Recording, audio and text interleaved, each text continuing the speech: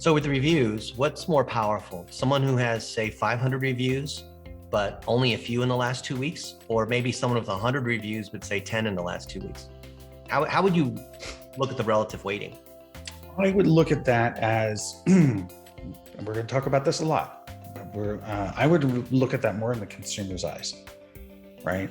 So the fact is that I think that even if you have a lot of reviews, but you've only gotten a couple in the last 2 weeks, I'm not very impressed with your business.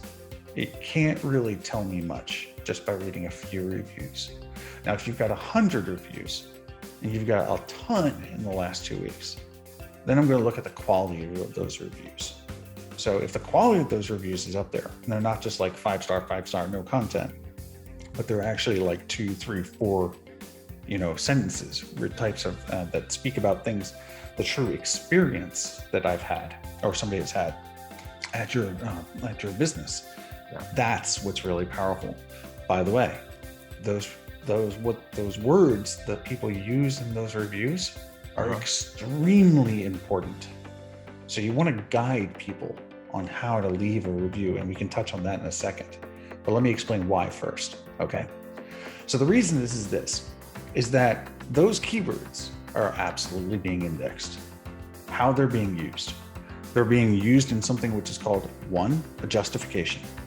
A justification is when you're looking at a Google My Business profile, and underneath the profile, you'll see a little kind of usually a star or exclamation point or something, a little blue kind of bug badge thing, right? But then next to it says they have reviews that mention keyword. Oh, yeah. Okay, real estate or excellent or professional, etc. And it's going to be based on the keyword of the intent of the search. Additionally, is that you'll notice that there's these little like chips underneath of a review profile, or a business profile near the reviews, above the reviews usually, where it'll say it like things again like professional, real estate, etc. Right? Those are being picked up from the reviews being left, and also they have a number next to them. So the number might be 8+, 22+, things like that. And again, this is because it was just adding up the number of times people use these words.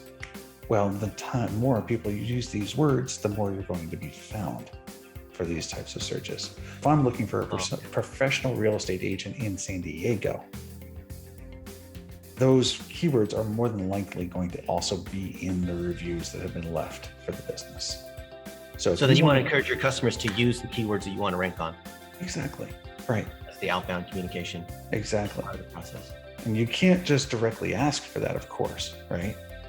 But tell people why you can't ask for a review like that. Because now you're directing them. Okay. And it's not necessarily that it's against the guidelines, but it's going to interfere in portraying what the real experience was. And Google wants what the real experience is. If a user was asked to leave a review in a certain manner, usually there'll be an email that asks them to do this, or a text message or something else. It's usually not done verbally. Now they have evidence and they have proof. With that evidence and that proof, now they can go to Google and report it and say, this merchant asked me to specifically to do this. And usually if you're doing that, you're also doing an incentive. Incentives are, of course, against the guidelines. How often do people tattle like that? How often? Yeah. Or how do people tattle? I guess that's the question. Well, first, how often? Is that a real risk? It's a real risk. How often? Don't know. Do I see it in the forums, in the community, the Google My Business community? All the time.